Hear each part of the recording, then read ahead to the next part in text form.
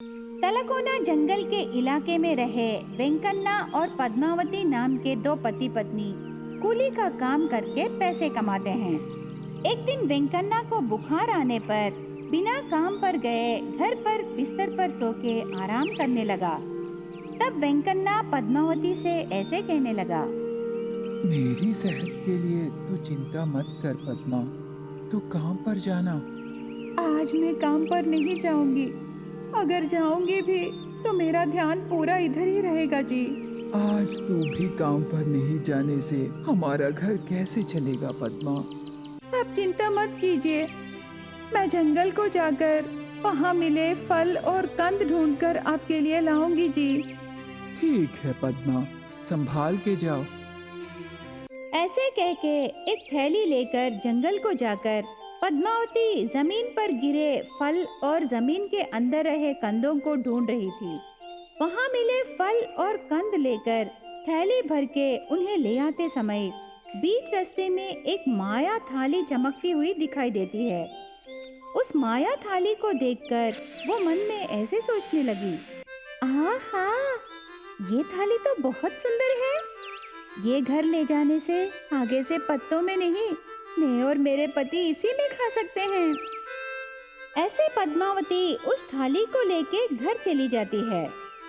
घर जाने के बाद वो जंगल से लाई कंद उबालकर फलों को अच्छे से धो के एक कटोरी में रख के पति को खाने पर बुलाती है। वेंकन्ना खाना खाने के लिए बैठने पर पद्मावती उसको जंगल में मिली माया प्लेट पति के सामने रखती है।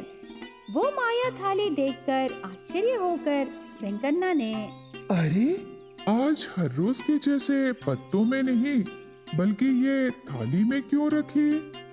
जंगल से आते समय मुझे ये थाली मिला जी। पहले आप खाना खाइए, ठंडा हो जाएगा। ठीक है, जल्दी रखो। तब पद्मावती गरम गरम कंद को उस प्लेट में रखती है।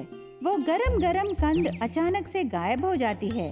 ये सब देखकर दोनों पति पत्नी घबरा जाते हैं। इस बार पद्मावती एक बड़ा आम उस थाली में रखती है। तब वो आम थाली के अंदर जाके उसका बीज बाहर आ जाता है। ये सब देखकर पति पत्नी बहुत डर जाते हैं। उस प्लेट में कितना खाना रखने पर भी कुछ ही मिनटों में गायब होने लगी। इस तरह उस दिन माया थाली ने पद्मावती वेंकन्ना को रखी पूरा आहार खा लेती है।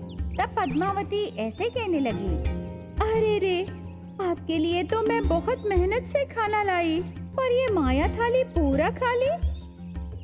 इसीलिए कहता हूँ पद्मा कि बाहर मिले ऐसी चीजों को नहीं लानी चाहिए। अब हम कर भी क्या सकते हैं पद्मा? आज के लिए हम दोनों पानी पीकर सो जाएंगे। ऐसे कह के उस माया थाली में शायद कोई भूत छुपा होगा सोचकर उस थाली को बाहर फेंक देता है वेंकन्ना। अगले दिन वेंकन्ना की तबीयत ठीक होने पर हर रोज की तरह वेंकन्ना और पद्मावती काम के लिए पड़ोस गांव को चले जाते हैं। वेंकन्ना और पद्मावती काम खत्म करके घर आने तक उनके दरवाजे के सामने वो माया थाली रहती है। उस थाली को देखकर वेंकन्ना को गुस्सा आकर दूर जंगल में ले जाकर जमीन में थाली को दफनाकर घर वापस आता है। उसके अगले दिन दरवाजा खोल के देखने पर वो प्लेट फिर से उनके दरवाजे के पास रहती है।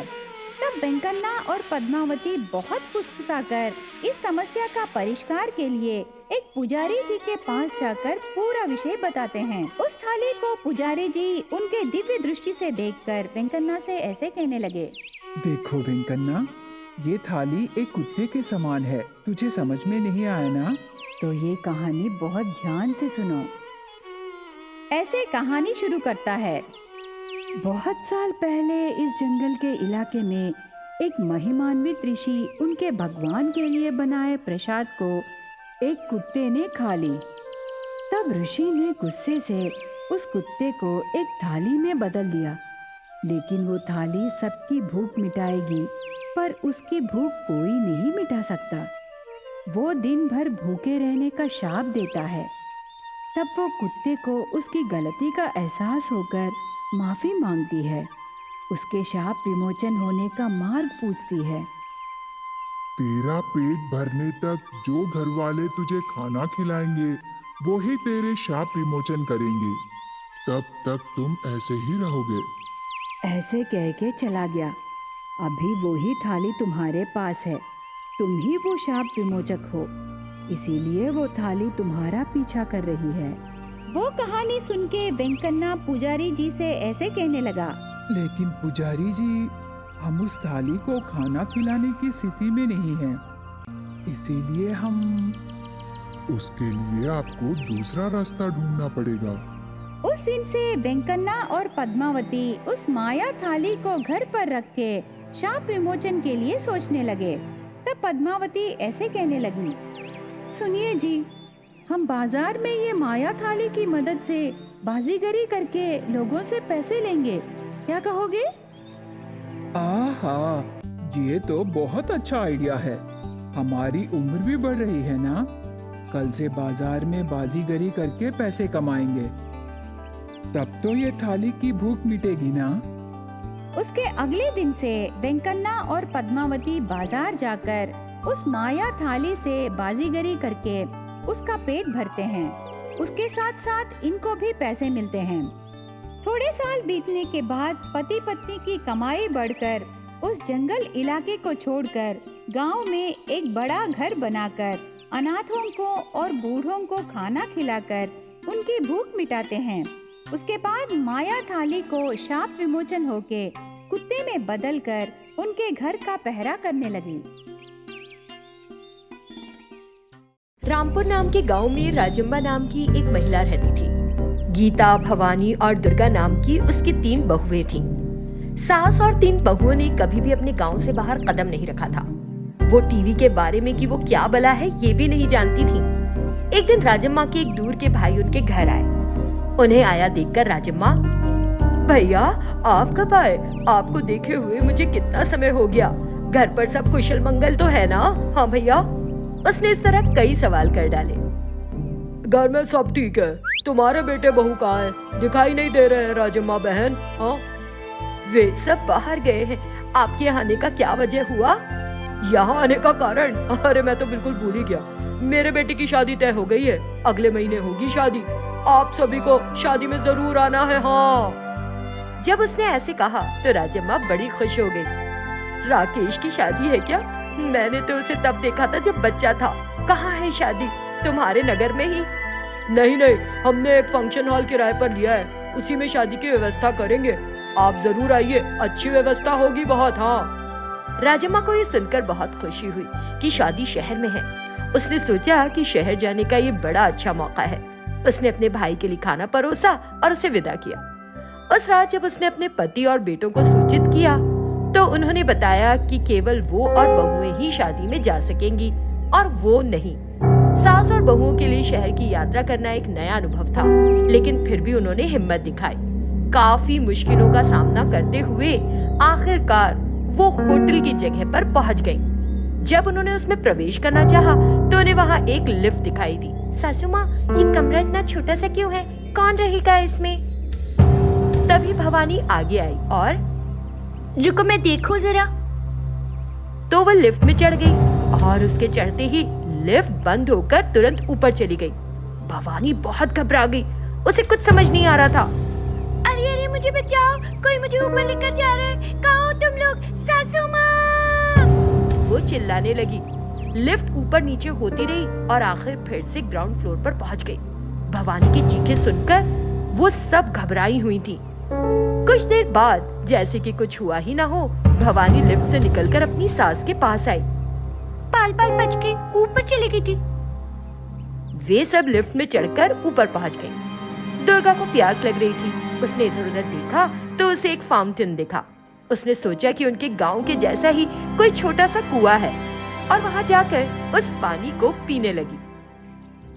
उसे पानी पीते देखकर राजम्मा और अन्य बहुएं भी वहां आकर यही करने लगी। तभी वहां एक सिक्योरिटी गार्ड आकर, अरे यहाँ क्या कर रही हैं आप लोग? हाँ, अरे कुछ नहीं, हम लोग को बस प्यास लगी थी, इसलिए इस पखवाड़े से पानी पी लिया। मुफ्त में नहीं चाहिए तुम्हारा पानी, लो पैसे ले लो। गार्ड को देखकर उसने 2 रुपए निकालकर उसके सामने किए। ये देखकर कहाँ से आई आप? पता नहीं क्या चाहती हैं, चारों मिलकर दिमाग खा रही है मेरा। हाँ नहीं तो। उसी समय राजम्मा का भाई बाहर आता दिखाई दिया। राजम्मा ने अपने भाई को देखा तो, भैया कितनी मुश्किल से हम अंदर आए, लेकिन अब समझ नहीं आ रहा बाहर कैसे जाएं, जरा बता दो। ठीक है राजम्मा, तुम्हें होटल के कमरे में पहुंचाता हूँ। तो उस रिश्तेदार ने एक अटेंडेंट से उन्हें होटल ले जाने के लिए कहा। वो होटल बहुत बड़ा और बहुत अच्छा था। कमरे की खिड़की से पूरा शहर दिख रहा था।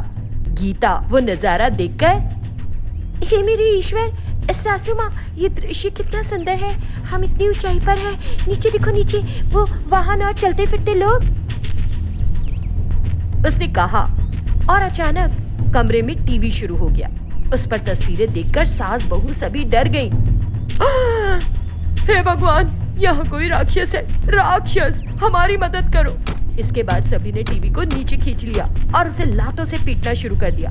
उनके कमरे से आवाजें सुनकर होटल के कर्मचारी वहां आ गए। उनकी हालत देखकर, अरे क्या हुआ तुम सबको? तुमने टीवी क्यों तोड़ डाला यहाँ का? फिर उसने उसे टीवी के बारे में बताया और ये कि इसका क्या काम होता है। राजम्मा समझ गई कि ये कोई राक्षस नहीं है बल्कि एक यंत्र है। कुछ नहीं भाई, अपने आप गिर गया, हम तो घबरा गई इसलिए चिल्लाने लगी थी। ये बहाना बनाकर उसने उन्हें बाहर भेज दिया और सभी बहुओं को कहा कि कमरे में बहुत ध्यान से रहें। तभी भवानी हाथ मुंह धोने वॉशरूम में गई और बहुत कोशिश की नल को शुरू कर सके, और ये करते हुए जोर लगाने पर निकलकर उसके हाथ में ही नल आ गया और पानी तेज धार में बहने लगा। ये देखकर सास ने बड़ी मुश्किल से उस पर कपड़ा ठूंसकर बंद किया। इस तरह वे उस कमरे में संघर्ष करती रही और शादी संपन्न होते ही अपने गांव के लिए बस में चढ़ गई। शहर के तौर तरीकों से ईश्वर बचाए। हाँ सासू माँ। और वे सब अपने गांव वापस चली गई।